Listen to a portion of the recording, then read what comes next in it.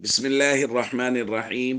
عن سهل بن حنيف رضي الله تعالى عنه قال قال رسول الله صلى الله تعالى عليه وسلم: من سأل الله الشهادة بصدق بلغه الله منازل الشهداء وإن مات على فراشه. رواہ مسلم۔ نبی کریم صلی اللہ علیہ وسلم نے ارشاد فرمایا، جو شخص سچے دل سے اللہ سے شہادت مانگے اللہ اسے شہداء کے مراتب تک پہنچا دیں گے، اگرچہ وہ بستر پر ہی فوت کیوں نہ ہو۔ دوستو،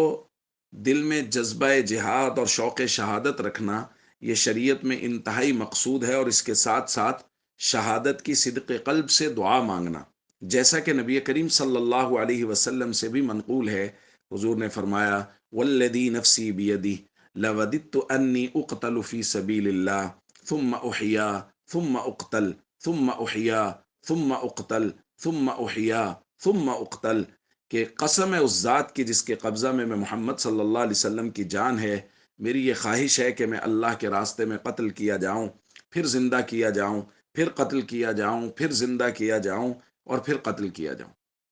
تو بالکل ایسے ہی صدق دل کے ساتھ اللہ کی بارگاہ میں جو آدمی مسلسل شہادت کی دعائیں مانگتا رہتا ہے، نبی کریم صلی اللہ علیہ وسلم نے ان لوگوں کے لیے یہ خوشخبری دی ہے، اور یہ بہت بڑی خوشخبری ہے سچے دل کے ساتھ دعا مانگنے اور شہادت مانگنے والوں کے لیے، کہ نبی پاک صلی اللہ علیہ وسلم نے فرمایا،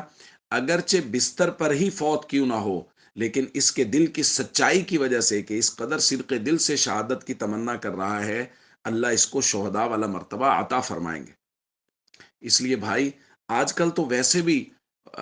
جو حالات ہیں ان حالات میں مسلمانوں کا جذبہ جہاد اور مسلمانوں کا شوق شہادت بڑا ہوا ہے۔ غزہ میں، فلسطین میں چھوٹے بچے قربانیاں دے رہے ہیں، خواتین قربانیاں دے رہی ہیں، بوڑھے قربانیاں دے رہے ہیں، اور نوجوان تو سروں پہ کفن باندھ کے نکلے ہوئے ہیں۔ اپنے جذبہ جہاد کو جگائیے اور دلوں میں شوق شہادت پیدا کیجیے، اور اللہ سے ہمیشہ شہادت کی دعا صدق دل سے مانگیے۔ اللہ موقع نصیب کرے تو کفار سے قتال کریں، نہ بھی مل سکے گا تو صدق دل سے دعا مانگنے کی وجہ سے اللہ تعالیٰ شہداء والا مرتبہ ضرور نصیب فرمائیں گے۔